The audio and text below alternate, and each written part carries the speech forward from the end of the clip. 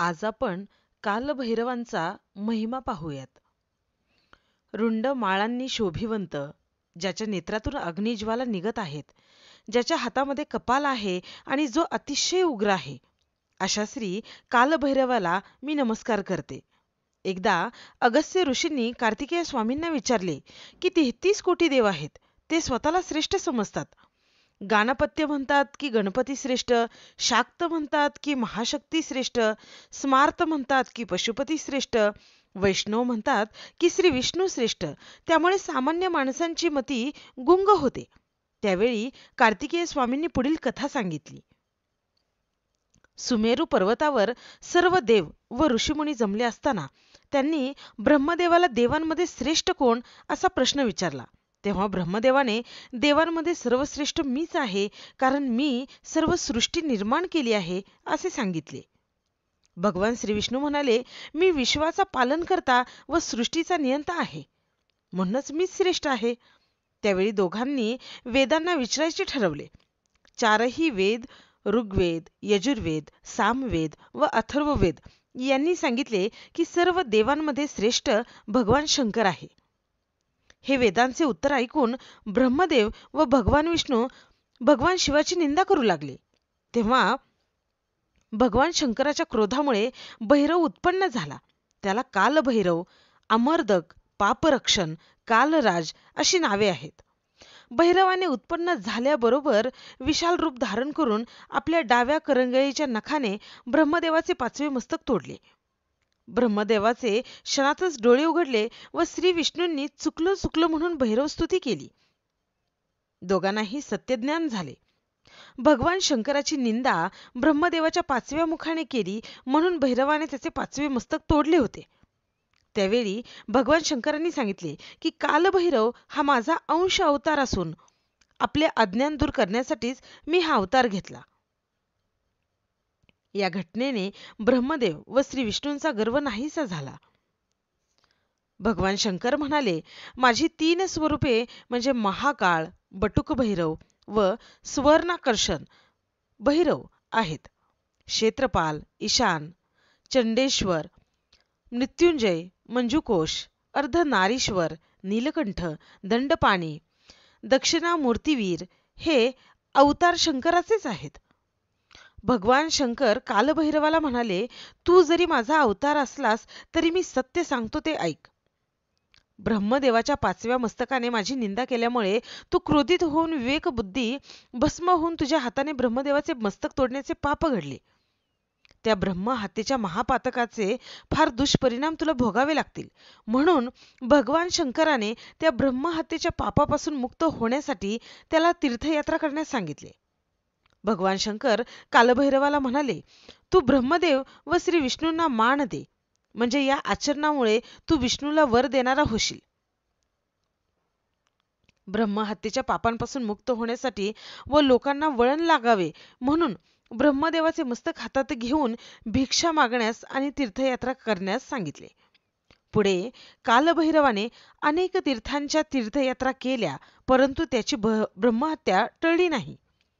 जेव्हा कालभैरवाने काशी क्षेत्री प्रवेश केला त्यावेळी ब्रह्महत्येपासून त्याला मुक्ती मिळाली व त्याच वेळी त्यांच्या हातातून ब्रह्ममस्तक खाली पडले. तेच स्थान कपालमोचन म्हणून काशी क्षेत्रात प्रसिद्ध झाले.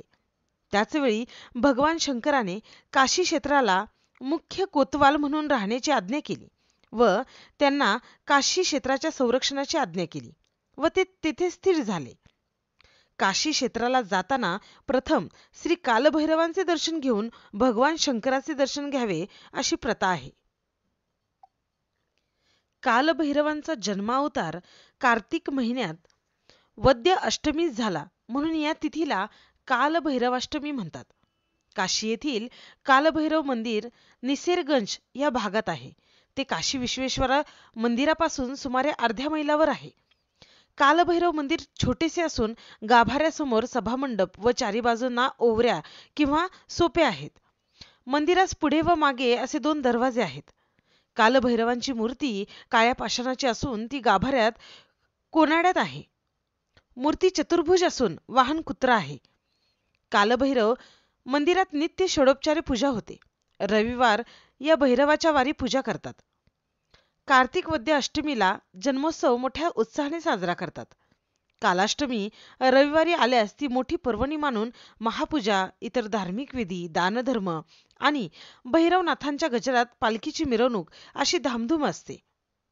त्यावेळी कालभैरवांचे वाहन जो कुत्रा आहे त्याची पूजा करून त्याला मिष्टान्न खाऊ घालण्यात भाविक पुण्यकर्म समजतात. त्या दिवशी भक्तगण भैरवाजवळ राहून उपवास, रात्री जागरण करतात. त्या दिवशी जन्मप्रसंगाचे कीर्तन व मध्यरात्री शंख, घंटा, नगारे वगैरे वाद्यांच्या गजरात देवाची पूजा अर्चा, आरती, मंत्रपुष्प वगैरे कार्यक्रम होतात. श्री कालभैरवांचे महात्म्य काशी क्षेत्रात फार आहे. काशी यात्रा भगवान शंकराच्या पूजेपासून सुरू होऊन तिची सांगता कालभैरवांच्या पूजेने होते. कालभैरवांपुढे ज्ञात अज्ञात सर्व अपराधांचे प्रायश्चित्त घ्यावे लागते. हाच तो कालभैरवाचा दंड. तो स्वीकारण्यास यमदंड चुकतो असे मानतात. काशीतून परतताना भक्तगण कालभैरवांचा काळा गंडा हातात बांधतात व सोटा पाठीवर घेतात. भैरवास काही भक्त भैरवनाथ म्हणतात. या भैरवाची मूर्ती उग्र व रुक्ष असते. अपराध्यांना दंड करणे हे त्यांचे ब्रीद आहे. शासन करण्यास लागणारा दंड म्हणजे सोटा हा भैरवनाथांच्या हातात असतो, म्हणून त्यांना दंडपाणी असे म्हणतात. भैरवनाथांचा आवडता प्राणी कुत्रा असून नगराचे रक्षण करणे हे कालभैरवांचे प्रमुख कार्य आहे. इमान व रक्षण यांचे प्रतीक असलेला कुत्रा हा त्यांचा आवडता प्राणी आहे.